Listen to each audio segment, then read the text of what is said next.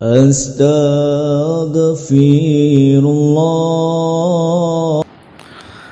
Assalamualaikum warahmatullahi wabarakatuh.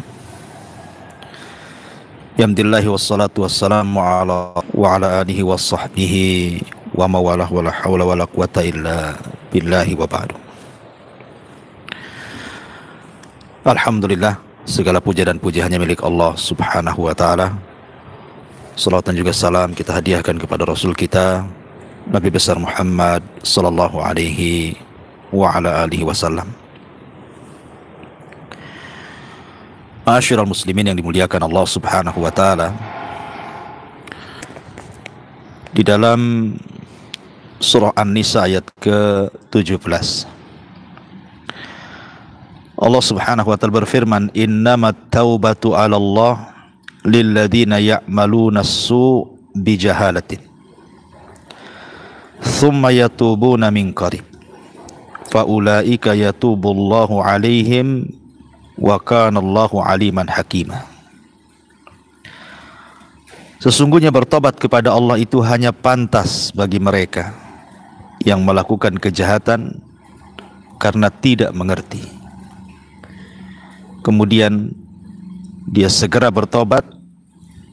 Tobat mereka itulah yang diterima Allah subhanahu wa ta'ala, dan Allah maha mengetahui lagi maha bijaksana. Ma'asyiral muslimin yang dimuliakan Allah subhanahu wa ta'ala, ada 8 poin yang menunjukkan kalau seandainya tobat kita betul-betul diterima oleh Allah subhanahu wa ta'ala. Secara singkat, yang pertama, setelah kita bertobat kepada Allah subhanahu wa ta'ala, maka rasa cinta kita kepada Allah subhanahu wa ta'ala semakin besar. Ini yang pertama. Kemudian yang kedua, membenci maksiat dan menghilangkan ketergantungan kepada maksiat setelah kita bertobat. Artinya kalau kita sudah bertobat kepada Allah azza wa jal, maka semata-mata kita melihat maksiat yang pernah kita lakukan, kita benci. Kita tidak suka, bahkan kita mengingkari. Ini yang kedua. Yang ketiga, kondisi dia semakin hari jauh lebih baik lagi. Mungkin cara bicaranya yang dulu kotor sekarang menjadi santun. Cara berperilaku yang dulu kasar sehingga lembut. Atau menampakkan akhlak-akhlak zahir, syiar-syiar Islam, bahwa dia memang sudah ingin menjadi orang baik. Kemudian yang keempat, ketika dia mengingat maksiat yang pernah dilakukannya, maka ada rasa penyesalan yang dalam, kesedihan, tersiksa hatinya dan sempit. Kenapa saya harus melakukan dosa itu? Karena itulah arti daripada an-nadam, penyesalan. Kemudian yang kelima, adanya niat kuat untuk tidak kembali kepada maksiat yang pernah dilakukannya. Ataupun ketika dia bertobat, betul-betul kemudian bertobat, tiba-tiba ada kesempatan maksiat, dia maksiat lagi. Bukan seperti itu. Ada kesempatan atau tidak, tetap dia harus meninggalkan maksiat. Kemudian yang nomor 6, selalu bertambah ibadahnya. Salatnya bertambah, sedekahnya bertambah, infaknya bertambah, puasanya bertambah. Pokoknya ibadah, sebutkan ibadah apapun, jadi semakin hari semakin bertambah, bukan semakin berkurang. Kemudian yang nomor 7, dia memiliki rasa takut yang kuat kepada Allah. Tetapi bukan takut yang sampai kepada tingkat putus asa, tidak. Supaya perasaan takut ini menjadikan kita tidak mengulang dosa kita, takut akan azab, takut akan neraka, takut akan ancaman Allah Subhanahu wa taala. Jadi semakin terangsang untuk menjauhi maksiat kepada Allah Azza wa Jalla.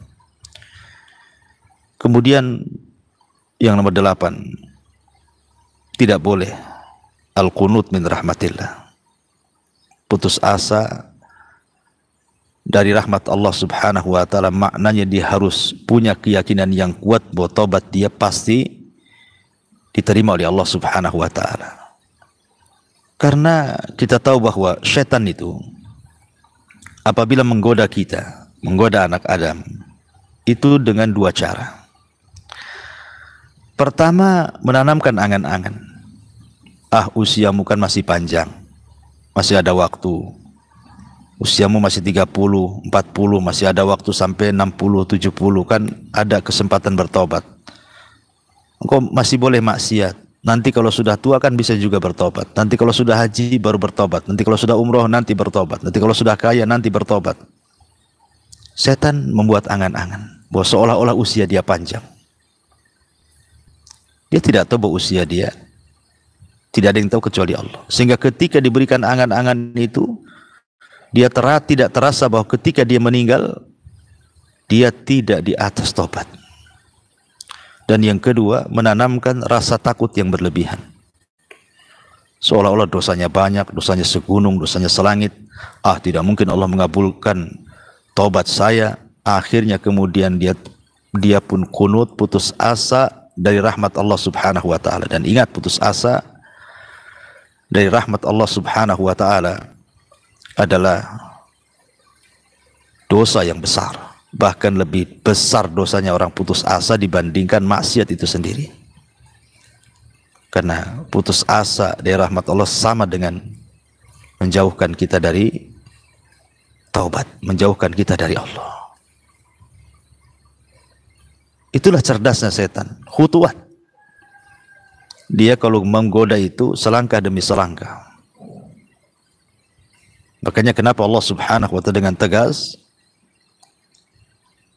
wala tattabi'u syayat, gimana ayatnya, ya ayyuhalladzina amanu la tattabi'u khutuwati syaitan inna syaitana lakum aduwwum mubin. Wahai orang-orang yang beriman, janganlah kalian mengikuti langkah demi langkah dari syaitan, karena syaitan itu musuh kalian yang sangat nyata. Maka inti daripada pembahasan kita bahwa kalau kita ingin diterima tobatnya dan muncul tanda-tandanya, maka harus ada taghyir, harus ada perubahan pada diri kita ini. Sebagaimana Allah mengatakan, wa aqimis salata tarafan nahari wa zulafan minal laili innal hasanat yudhibnas sayyi'at. Maka dirikanlah salat di kedua ujung siang dan malam, karena kebaikan itu bisa menghapuskan keburukan. Lah kebaikan itulah yang kemudian tampak dari orang-orang yang bertobat. Kalau sudah tampak kebaikan dia, mungkin nambah sholatnya, atau dulu tidak sholat kemudian sholat, nampak dari ucapannya, nampak dari perbuatannya. Lah kebaikan yang nampak itulah yang akan menghapuskan keburukan dia. Karena bagaimanapun, innallaha la yughayyiru ma biqaumin hatta yughayyiru ma bi anfusihim. Allah tidak akan mengubah keadaan satu kaum sebelum mereka mengubah keadaan diri mereka sendiri. Dan Allah juga mengatakan, dzalika bi annallaha lam yakum mughayyiran ni'matan an'amaha 'alaihi ni'matan an'amaha 'ala qaumin hatta yughayyiru ma bi anfusihim.